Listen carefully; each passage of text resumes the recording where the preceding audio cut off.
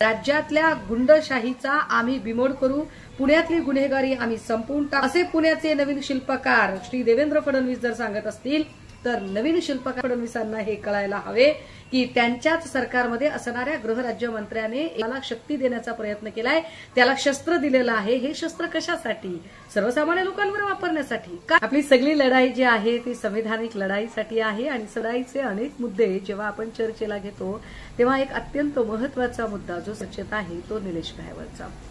कुख्यात गुंड निलेश घायवळ, या निलेश घायवळची रेकॉर्डिंग व्हायरल झाली। त्यानंतर निलेश घायवळचा अनेक वेगवेगळ्या गुन्ह्यांमधला जो त्याचा संबंध पुढे आला आणि त्यानंतर निलेश घायवळ इथनं फरार झाला। प्रश्नांची सरबत्ती सुरू झाली की एवढे गंभीर स्वरूपाचे गुन्हे असताना सुद्धा निलेशला व्हिसा पासपोर्ट शक्यच कसा काय झाला? पहिला प्रश्न होता। व्हिसा पासपोर्टची जी सगळी प्रोसेस होती ती प्रोसेस कोणी केली? कोणी शिफारस केली असेल तात्काळ त्याला सगळं पारपत्र वगैरे देण्यासाठी? हा गुंता सुटत तोवरच एक दुसरा प्रश्न निर्माण झाला, तो म्हणजे निलेश घायवळ याचा सचिन घायवळ याला दिलेल्या शस्त्र परवान्याचा। आता खरं घायवळ हा शिक्षक आहे आणि शिक्षक माणूस आहे, त्याच्यावर काही गुन्हा नाही असं सगळं काही राज्याचे गृहराज्यमंत्री योगेश कदम यांनी सांगितलं। पुणे पोलिसांनी सांगितलं की सचिन घायवळ या व्यक्तीवर गंभीर स्वरूपाचे गुन्हे आहेत। 2010 आणि 2015 या साली ते गुन्हे झालेले आहेत। एका खून प्रकरणामध्ये सचिन घायवळ हा आरोपी आहे आणि हा गुन्हा त्याने निलेश घायवळ याच्यासोबत केलेला आहे। आता ज्या व्यक्तीवर 300 का गुन्हा आहे आणि ज्या व्यक्तीला अक्षरशः मकोका लागलेला आहे अशाचा पासपोर्ट जो पोलिसांनी नाकारलेला आहे की या व्यक्तीला शस्त्र परवाना मिळू नये। मग गोष्ट गेली गृहराज्यमंत्र्यांकडे म्हणजे योगेश कदमांकडे। आता एखाद्या व्यक्तीला शस्त्र परवाना मिळू नये असं पुणे पोलिसांनी सांगितलंय। पुणे पोलिसांनी संबंधित माणसाचा जर अहवाल अशा पद्धतीने दिलेला आहे, त्याचं गुन्हेगारीचं रेकॉर्ड आहे आणि त्या संबंधाने इतके गंभीर स्वरूपाचे मकोका सारखे आणि खुनाच्या गुन्ह्याचे गुन्हे दाखल आहेत, तर आपण आणि पुणे पोलिसांनी नाही म्हटलंय द्यायला तर आपण त्याला द्यावा का? खरं तर तो देऊ नये। योगेश कदमांची चूक हीच आहे की योगेश कदमांना निर्णय घेता आला नाही। आता जर लवादाची सुनावणी त्यांच्या ठाई आहे, त्यांच्या हातात आहे, तर त्यांनी खूप सजगपणे तो निर्णय घ्यायला हवा होता। तो निर्णय योगेश कदमांनी घेतला नाही। योगेश कदमच्या निर्णयामुळे इथल्या गुंडापुंडांना अभय मिळालं। राज्यातल्या गुंडशाहीचा आम्ही बिमोड करू, पुण्यातली गुन्हेगारी आम्ही संपवून टाकू असे नवीन शिल्पकार श्री देवेंद्र फडणवीस जर सांगत असतील तर नवीन शिल्पकार देवेंद्र फडणवीसांना हे कळायला हवे की त्या सरकारमध्ये असणाऱ्या गृहराज्यमंत्र्याने एका गुंडाला शक्ती देण्याचा प्रयत्न केलाय, त्याला केलं आहे। हे शस्त्र कशासाठी? सर्वसामान्य लोकांवर वापरण्यासाठी का ते शस्त्र दिलं?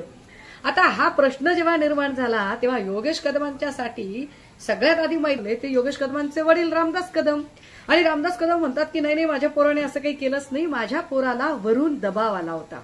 दबाव आणणारी व्यक्ती सरकार पक्षातली आहे आणि तिच्यात इतकी ताकद आहे की ती भल्या भल्या मंत्र्यांना आदेश देऊ। आता ज्या अर्थी रामदास कदम म्हणतात की दबाव आणणारी व्यक्ती ही फार मोठी आहे, तिच्याकडे एक अशी ताकद आहे की ती भल्या भल्या मंत्र्यांना आदेश देऊ शकते आणि ती सरकारमधली व्यक्ती आहे, नाव का घेत नाहीत? रामदास कदम मोघम का बरं बोलत आहेत? रामदास कदमांना अशी कोणती भीती आहे? आणि सगळ्यात महत्वाचं की रामदास कदम अशा पद्धतीने जर घाबरून बोलत असतील आणि ते सांगत असतील पोराला वरून एक आदेश आला आणि म्हणून मी हा निर्णय माझ्या पोराने निर्णय घेतला, तर याचा दुसरा स्पष्ट अर्थ असा होतो की रामदास कदमांचा मुलगा जो एका लवादाच्या सुनावणी दरम्यान वरून आलेल्या आदेशाच्या दबावाला बळी पडतो, याचा अर्थ त्याच्या ठाईच्या वेळेला जी ज्युडिशियल पॉवर असते ती ज्युडिशियल पॉवर त्याला वापरता आली नाही, तो दबावाला बळी पडला। आणि ज्याला स्वतःची ज्युडिशियल पॉवर वापरता येत नाही की अशा पद्धतीने दबावाला बळी पडून जर गुंडापुंडांना अभय देत असेल, गुंडागर्दी करणाऱ्या लोकांना जर तो शस्त्र परवाना देत असेल तर त्याने पदावर राहू नये, त्याने पदाचा राजीनामा दिला पाहिजे। तर हाच मुद्दा आपण मांडतोय आणि हा राजीनामा फडणवीसांनी घेतले असं आपण म्हणतोय, परंतु या सगळ्यांमध्ये फडणवीस राजीनामा घेतील का? फडणवीसांकडे राजीनामा घेण्याची हिंमत आहे का?